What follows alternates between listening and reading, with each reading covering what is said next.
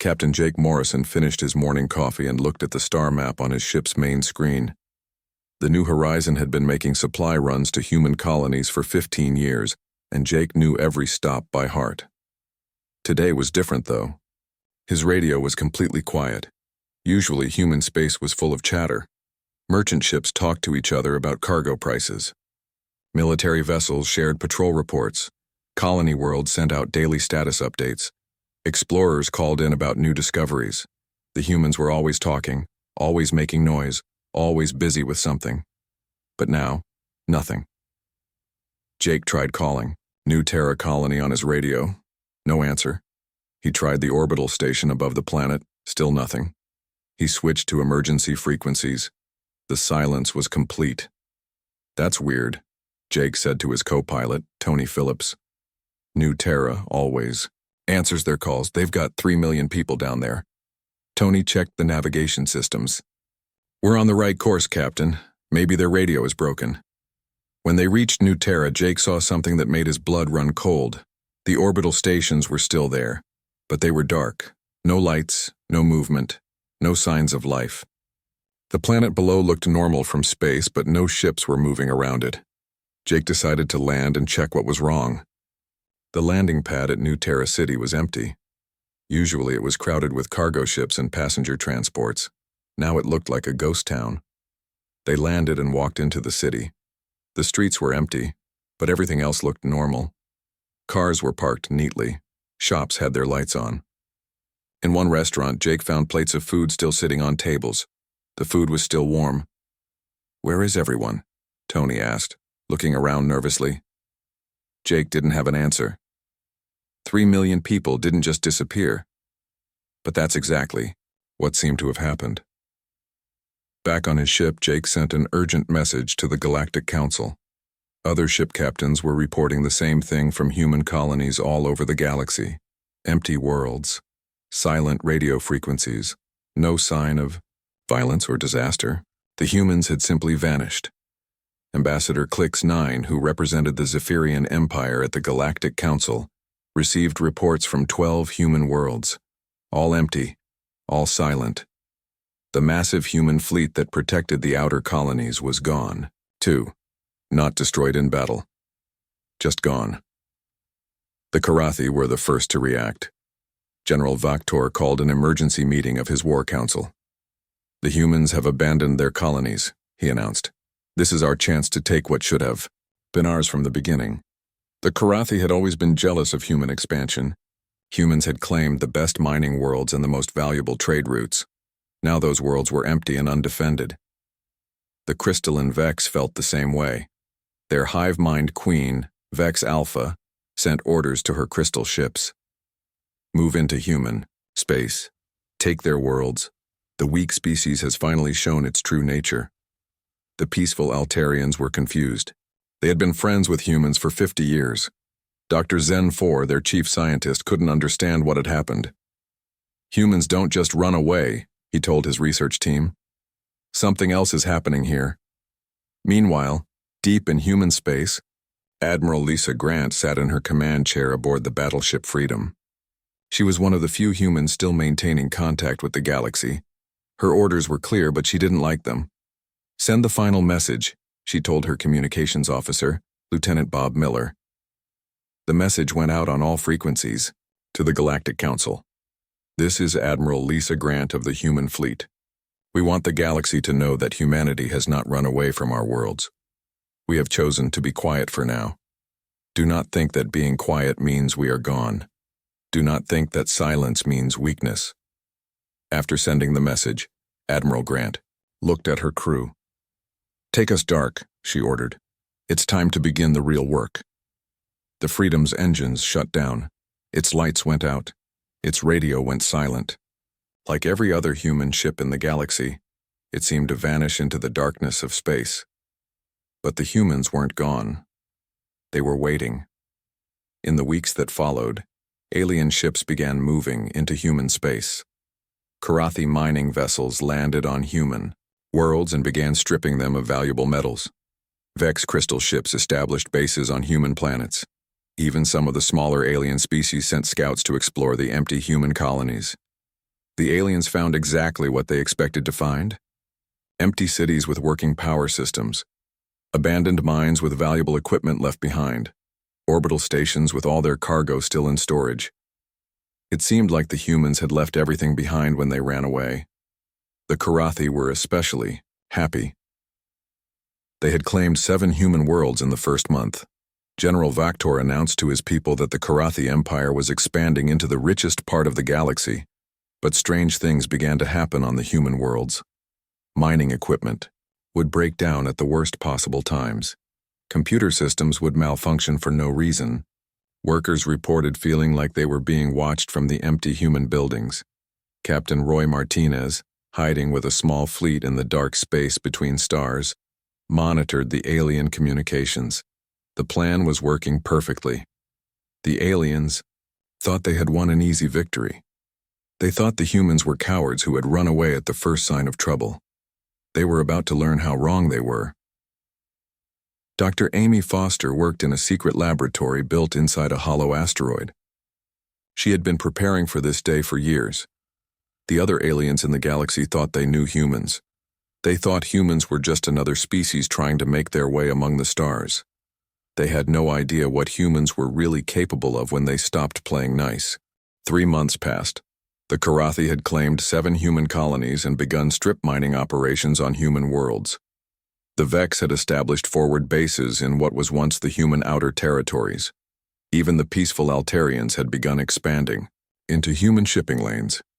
General Vex Prime, leader of the Crystalline Armada, addressed the Galactic Council with confidence. The humans were weak. Their silence proves they could not handle the pressures of galactic citizenship. We shall bring order to their chaotic territories. But strange reports began filtering in from the occupied human worlds. Mining equipment would malfunction at critical moments. Supply ships would lose navigation in perfectly clear space. Workers reported feeling watched from empty buildings and abandoned facilities. Commander Pete Jackson, head of human intelligence, had been maintaining secret communications with select human cells throughout the galaxy. The plan was proceeding perfectly. Humanity had not fled. They had gone underground, literally and figuratively. Hidden bases, concealed fleets, and sleeper agents had been prepared for years. Dr. Amy Foster, leading the Human Research Division, had been working on projects that the other species could never have imagined. While the galaxy saw humans as chaotic and unpredictable, they had missed humanity's greatest strength: their ability to adapt and plan for scenarios others deemed impossible. The first sign of humanity's true nature came when a Karathi mining facility on New Eden simply disappeared overnight. Not destroyed, not evacuated. The entire complex and its 1,000 workers had vanished without a trace. 6 months had passed since the humans went silent, and the galaxy was no longer celebrating. The disappearance of the Karathi mining complex on New Eden had shocked everyone. 1,000 workers and a massive facility had vanished without any trace. No explosions, no battles, no emergency signals. They were just gone. General Vaktor was scared but tried not to show it. He called an emergency meeting with his military commanders on the Karathi homeworld. This was probably just an accident, he told them.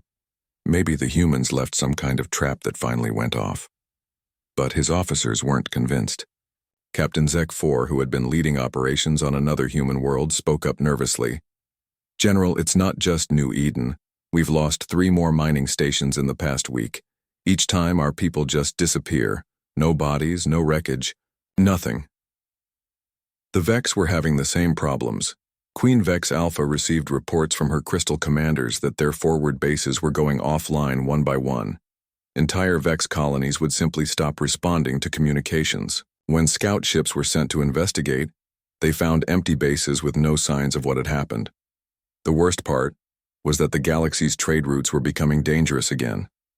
For 50 years, human patrol ships had kept pirates and raiders away from the major shipping lanes.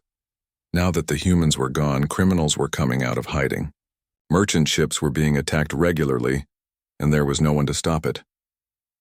Dr. Zen 4 from the Altarians was studying reports from across the galaxy. He had always suspected that something was wrong about the human disappearance. and now he was sure of it. The humans didn't run away, he told his research team. They're still here, and they're doing something we can't see. The proof came when Captain Roy Martinez appeared at the edge of Galactic Council space. His ship, the Silent Storm, suddenly materialized on every sensor screen in the area.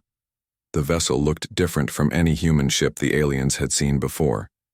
It was darker, sleeker, and seemed to bend light around it in strange ways. Roy opened communications with the Galactic Council. His message was short and cold. This is Captain Roy Martinez of the human fleet. You have 7 days to remove all military forces from human space. You have 7 days to return all stolen human property. This is not a request. This is a warning. Before anyone could respond, the Silent Storm vanished from sensors as quickly as it had appeared. The alien delegates at the Galactic Council sat in shocked silence. The humans were not only still alive, but they had technology that the galaxy had never seen before. Ambassador Clix 9 from the Zephyrians was the first to speak. How did they hide a ship from our sensors? How did they make it disappear like that? General Vex Prime was angry and confused. This changes nothing. One ship cannot defeat our combined fleets. The humans are bluffing. But fear was spreading through the galaxy faster than news of Roy's message. The Draconian Empire, which had stayed neutral during the occupation of human space, sent urgent warnings to all species. Their long-range sensors had detected massive energy readings moving through dark space. Something big was coming, and it wasn't showing up on normal scanners. Colonel Beth Parker coordinated the human response from a command center hidden deep inside a hollow moon. She had been planning this moment for years. Every human who had disappeared was actually living in secret bases scattered throughout the galaxy. They had been watching, learning, and preparing. How many of our people are ready for the next phase? Beth asked her staff. Lieutenant Jim Rogers looked at his reports. All teams are in position, Colonel. We have agents on 47 alien worlds, hidden bases in 32 solar systems, and our main fleet is ready to move. Beth smiled grimly. The aliens had made a big mistake when they invaded human space. They thought humans were just another weak species that would run away when threatened. They had forgotten that humans had fought their way from a single planet to the stars. They had forgotten that humans were survivors. The galaxy was about to remember why humans were dangerous. Dr. Amy Foster had completed her secret research project. Working with the best human scientists, she had developed weapons and technology that would shock the alien species. The other races thought they knew everything about human capabilities, but they had only seen what humans wanted them to see. The new weapon systems are ready for deployment, Amy reported to her commanders. Our ships now have firepower that exceeds anything in the galaxy. More importantly, we've learned how to disrupt alien technology from a distance. This was the secret behind the disappearing mining facilities and military bases. Humans had developed ways to shut down alien equipment remotely. They could make Korathi mining machines stop working, cause Vex navigation systems to fail, and disable alien weapons before a battle even started. The demonstration came when the Korathi announced they had successfully copied human technology from the abandoned colonies. General Vactor held a press conference showing off new weapons and ships built using human designs. We have learned the secrets of human technology, he declared proudly. Now the Korathi Empire will be stronger than ever. But his celebration didn't last long. Within hours of his announcement, every piece of advanced technology in the Korathi Empire simply stopped working. Their new ships powered down, their weapon systems failed, and their communication networks went silent. The Korathi homeworld was left defenseless and cut off from the rest of their empire. Captain Nick Sullivan, commanding a hidden human fleet, watched the Korathi panic from his position in dark space. Send them a message, Mike, he told his communications officer. The message was simple. You took our technology without permission. Now you remember why we don't share our real secrets. Fear was spreading through the galaxy like wildfire. The alien species were starting to understand that they had made a terrible mistake. The humans had not run away. They had been preparing for war, and now the war was about to begin. 1 year after the Great Silence began, Humanity returned to the galaxy, but they were not the same humans that everyone remembered. The ships that appeared at the edge of Galactic Council space were sleek, dark, and moved in ways that seemed impossible. They appeared and disappeared without warning, like ghosts in the darkness of space. Captain Nick Sullivan led the first human fleet to openly show itself since the silence began. His flagship, the Dark Eagle, materialized directly above the Galactic Council building on the neutral world of Harmony Station. The massive ship cast a shadow over the entire city below. "This is Captain Sullivan of the human fleet." His voice echoed through every communication system on the station. "We request an immediate meeting with all species representatives. You have 1 hour." The alien delegates rushed to the council chambers, fear visible in their movements. They had spent months trying to figure out what had happened to the humans. Now they were about to find out. Admiral Kate Thompson entered the council chambers wearing a uniform that none of the aliens recognized. It was dark blue with silver markings that seemed to shift and move in the light. Behind her walked 12 human officers, each carrying weapons that looked nothing like the old human military equipment. "Honored delegates," Kate began, her voice calm but cold. "We have returned to discuss the future of this galaxy." General Vactor of the Karathi tried to speak first. "Admiral Thompson, we can explain our actions. We thought your people had abandoned their worlds. We were only trying to maintain order in the empty systems." Kate turned to look at him, and Vactor felt a chill run down his spine. "You thought we had run away," she said quietly. "You celebrated our disappearance. You divided our worlds among yourselves like we were already dead."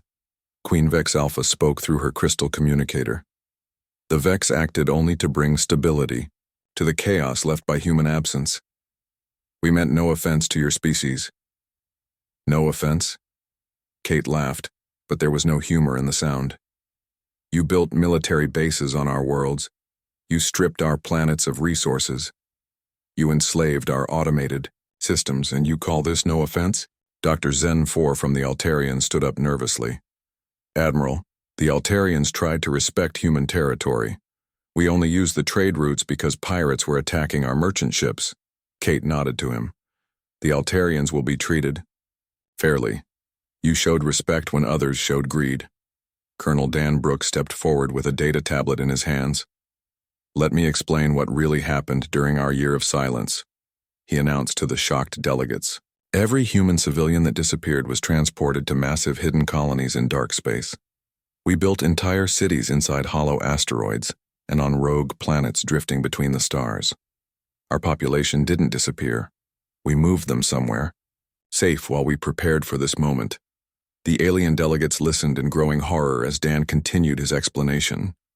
Every human military vessel that vanished was actually moved to secret bases. We use technology that your species don't understand to hide our fleets from your sensors. While you were fighting over our empty worlds, we were building ships with capabilities beyond anything you have ever seen. Ambassador Clicks 9 from the Zephyrians spoke up with a shaking voice.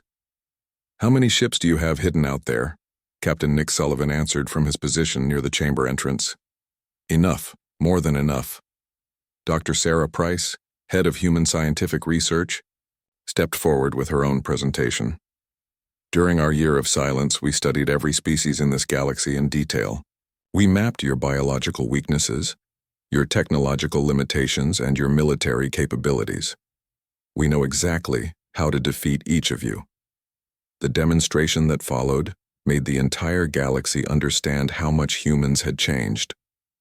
Sarah activated a small device, and suddenly, every piece of alien technology in the council chambers stopped working. Lights went out, communication systems failed, and even the Vex Queen's crystal body stopped glowing. "This is just a small example," Sarah explained as the alien delegates sat in darkness. "We can now disable any technology used by any species in this galaxy. Your weapons, your ships, your life support systems. All of it can be turned off with a single command from us." The lights came back on, and the alien delegates looked around in fear. They were completely helpless, and they knew it. Commander Joe Harris delivered the final part of the human message. "The rules of this galaxy have changed," he announced. "Human space will remain under human control forever.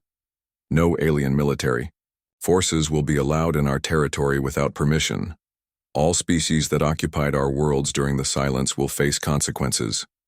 The Karathi will return every piece of equipment they stole and pay compensation for the damage they caused. The Vex will abandon their bases on human worlds and return to their own territory. From now on, the protection of smaller species will be our responsibility. Any species that tries to conquer or harm weaker civilizations will answer to humanity. General, Vactor tried to protest. You cannot make demands of the entire galaxy. We are still stronger than you in numbers. Kate Thompson smiled, and it was not a pleasant expression. Numbers don't matter when your technology doesn't work. Your ships are useless when they can't move. Your weapons are worthless when they won't fire. But we don't want to rule the galaxy, she continued. We just want to make sure that what happened during our silence never happens again. We want to ensure that every species in this galaxy learns to respect the others. The meeting ended with a simple message from Admiral Thompson. Humanity is returning to galactic society, but we are not the same species that left. We have learned what you are really like when you think no one is watching. We will never forget that lesson. As the human delegation prepared to leave, Dr. Zen 4 asked one final question. What if we had not invaded your worlds? What if we had waited for your return? Kate looked at him thoughtfully. Then you would have seen the humans you remembered. Friendly traders, curious explorers, and helpful neighbors. But you chose to show us your true nature instead. Now you will see ours. The human ships disappeared from around Harmony Station as suddenly as they had arrived. The galaxy was left to think about what had just happened. The species that had once seemed chaotic and unpredictable had just proven they were the most dangerous civilization in known space. The silence was over, but the fear would last forever. The galaxy had learned that when humans went quiet, it meant they were planning something that would change everything. And now everything had changed.